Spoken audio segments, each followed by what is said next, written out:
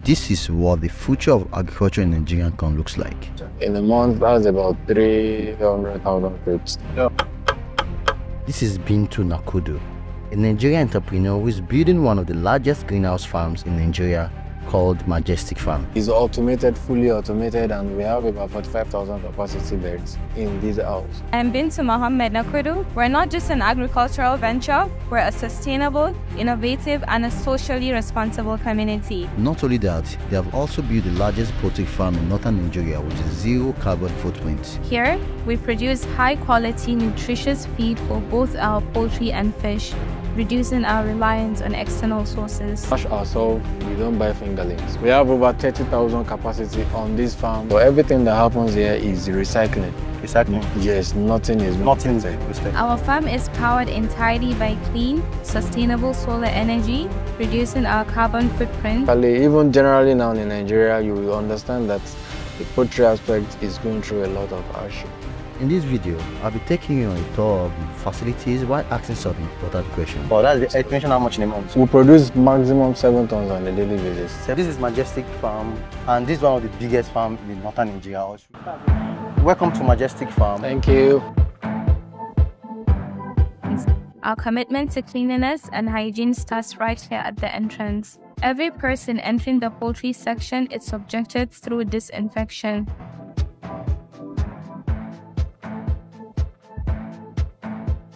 And is provided with clean lab coats while changing into dedicated clean shoes, ensuring that no contaminants enter our facility.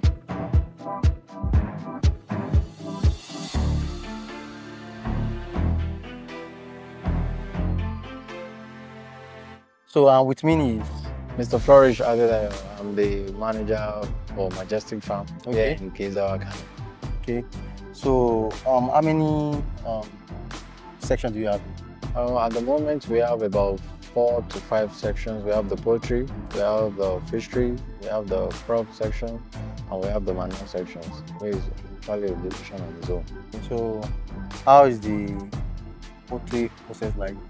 There's a lot of actions that happen in this environmental control house where we're standing so close to.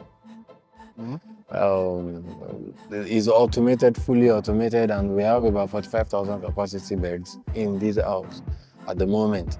And on the average, the daily basis, at least we have nothing less than 1,000 crates of beds on a daily basis. And we are so mindful of our security measures, which is a top notch. For people that have come here on visitation to see how the farm is being run. We're actually entering the poultry now, the poultry section. So as usual, our biosecurity is always essential. So these are our deep foods. This one is for what? Sanitize our legs in case of germs or any other thing before we enter the poultry house. So we wash our hands. We wash our hands as well. So this is to avoid unnecessary germs to the poultry. It's nice. So we're about entering our poultry section.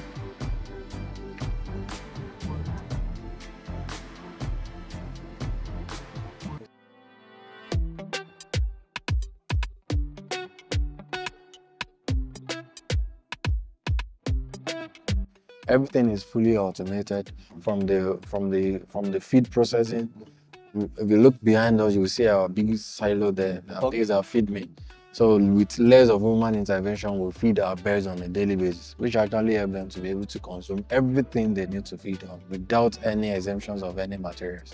So here we have over 40,000, about 45,000 capacity pen, but at the moment we have about 30,000 at the moment, just to control so many things. And it's an environmental control house. And here in Kano, at the moment we have about close to 42, 46 degrees Celsius, and inside at the moment is just around 23. So which is very, very economical and friendly for the bed. So this is like 48. So this is 48 degrees Celsius in what is happening outside. So this is to tell you that the temperature that is happening out there is not friendly enough. But we have a cooling system, more or less like an AC for the beds. So, and we have about 4 sections in this house.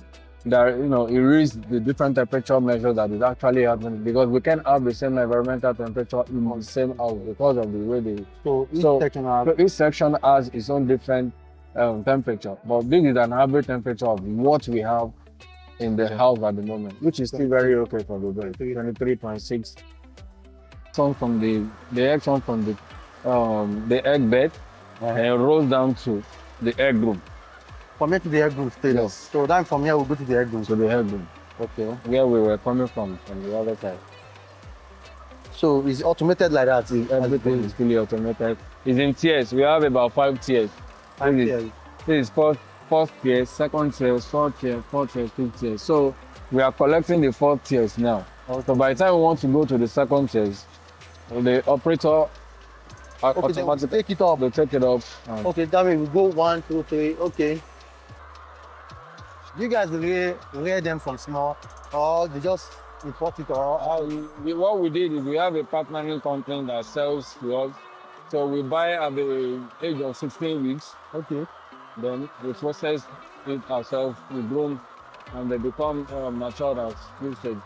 But it's in plan for us to start our own breeding section too. Okay. Yes, this is our board. It's a nutrition board. And here we have the dates. So that if an average person just come in, everything we need to tell you about the birds is already here. So we can tell you our percentage, production percentage, what the drug they are using at the moment, the quantity we have, the open Everything stock, is documented. Everything is documented. This is just the hard copy. We have the soft copy documentation as well.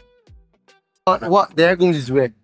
It's the major place where we do the collections of the egg, the sortings, the spacings of everything we need to do. So this is the channel through which the eggs come from the conveyor down. So let's check what's inside the egg room. Please, let's. So majorly what we do here is, because the whole process is automated, so what we do here is majorly is to sort the eggs in sizes.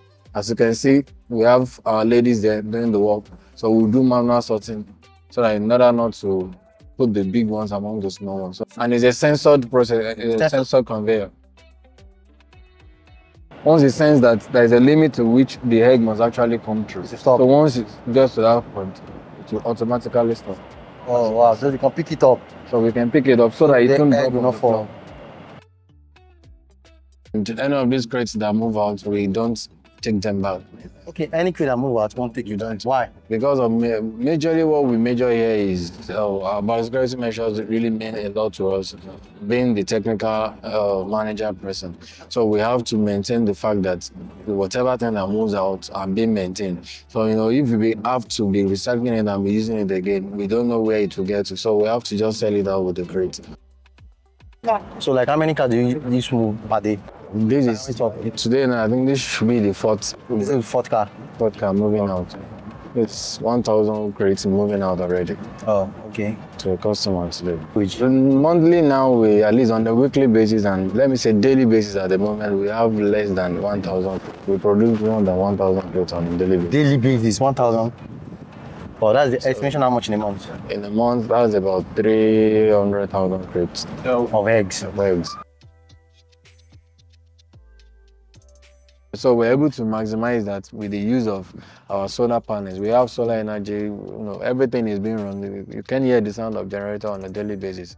So the only time we on gen is when we want to produce our feed, because of the energy of the machine. So we have to on the generator at night just to produce. By then, we're also charging our solar battery. Okay. So for the whole day. So on a normal day, we only run, let me say we run about 80 to 90% on solar.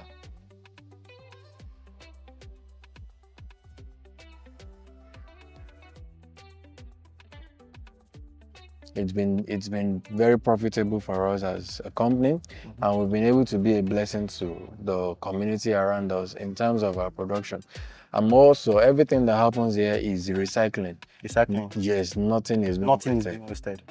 From our manual, we have a farmland where we do our production. So whatever thing we bring out from the poultry, we process it, bag them, sun dry them, and see it as a kind of fertilizer for our poultry productions. And our milling, we mill ourselves, so we don't actually buy feed, which actually make it more easy for us because we have virtually all the materials we need to get. We plant them, except the other additives that need to be added. So we have a crop maize production in Jigawa. We have SBN production there too, where we get most of the materials we use to produce our feed. So our birds are doing fine, and it's a top notch in the northern Nigeria area. So where are we going next now? We are moving straight to the feed mill now. That's why we do the production of our feed in general. I call this place the heartbeat of the company. Heartbeat of the company? Yes. And the reason why I say the heartbeat is, you know, whatever thing you feed the bird with, it's like giggle. Whatever thing you give to them is what they will produce. So if you didn't get it right here, you can't get it right in the poultry. Wow. So this is where we produce their feed. And as you can see behind me here, we have the finished feed. Okay. So at least this is over, let me say, about 700 bags here. What's the maximum bags you guys have? We produce maximum 7 tons on a daily basis. 7 tons. That's about 280 bags. Nice. So this is some of the materials we use for our feed production. What's this? This is a wheat over. Wheat over. Yes. You can also call it wheat bran. Wheat over. Yes. What are that this thing you guys use? We have some other additives. We have the probiotics. Okay. These are actually help us to minimize the level of microbial loads in the feed. We have the maize, we call it masara here in the north. Masara? Yes. That's the Hausa name for, and this one is ja. Ja? Yeah, it's called the red maize. The red maize, that is white. So we have the white. So this is the maize. machine? This is the machine. We have our crusher. This is our crusher here. This is where we pour in the maize. And it will process everything. So it will crush it, then take it down to automatically down to the. So this is where we do the whole mixing. This is nice. This is where we mix the feed and it takes it to the server. So from the server, it goes straight to the silo.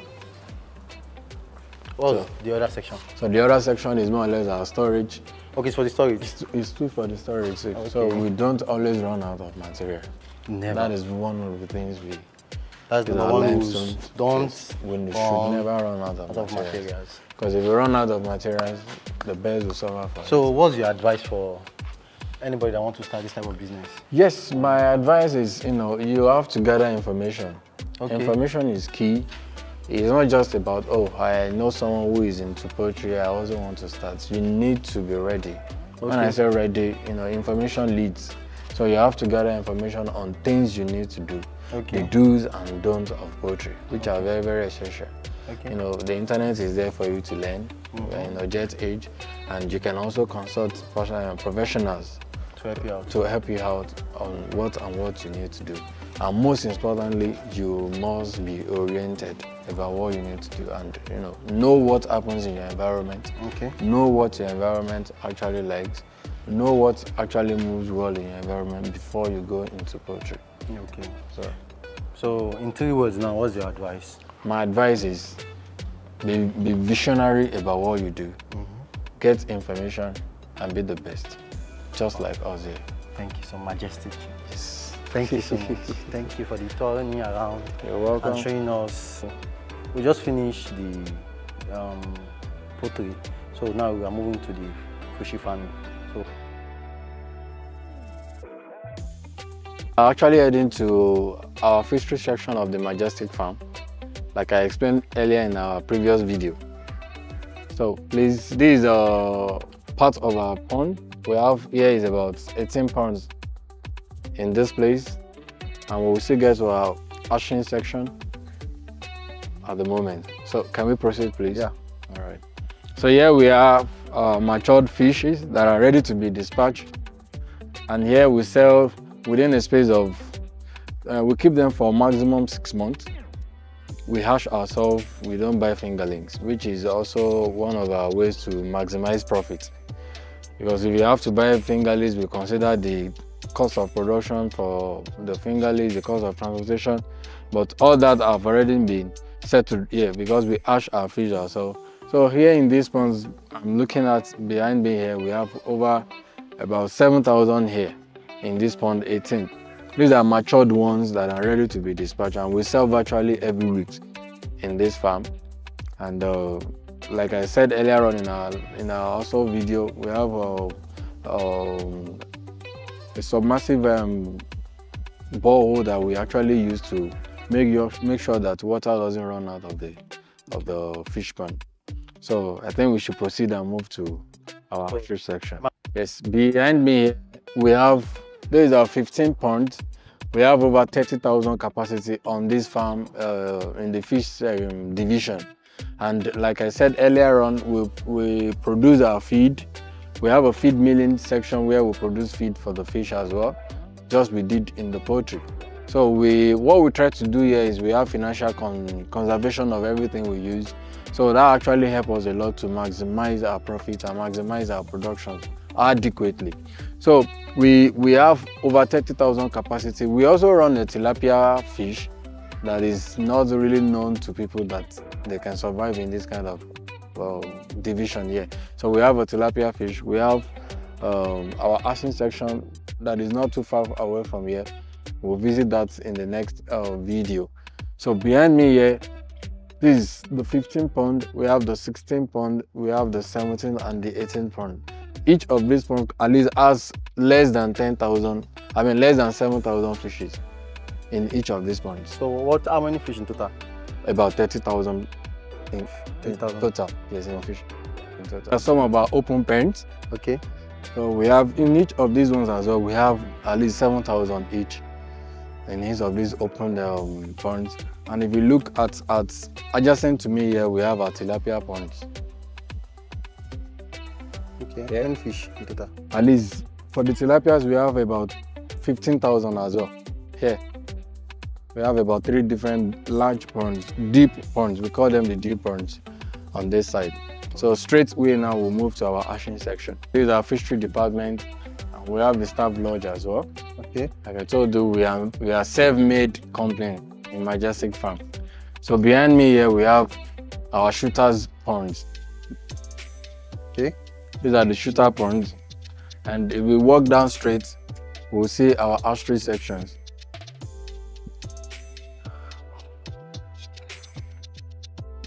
This is pond 7. Section. Yeah, this is the hatchery section. Okay. You can see. Yes, you can see them more here.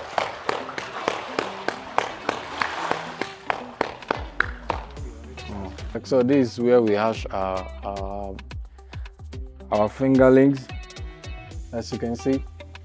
Maybe if you can come a little bit closer. Okay. But this is where we hatch our farm. Like how is the process like? Like how long does it take? At least this takes nothing less than a minimum of 1 or 2 weeks before we hatch them. And you guys produce like how many in total? At least our hatching would sometimes we produce more than 30,000 fishes. 130,000. Yes. Once. Wow. That's nice. Now, what makes it so easy like that? We have a vision that actually supports the fact that, okay, we just know what we want to do, and we have our technicians that are professionals in this line that is helping us on that. If not because of the time frame, I would have said we should go in and see what is happening there. Or we don't want to be disturbed at the moment. Thank you for joining me on this tour of Majestik Farms. We're proud of our commitment to sustainable practices, women empowerment, and maintaining the highest standards for hygiene and biosecurity. Majestik Farms is not just a farm, it's a testament to what can be achieved when innovation, sustainability, and community empowerment comes together. For more videos like this, please subscribe to my YouTube channel.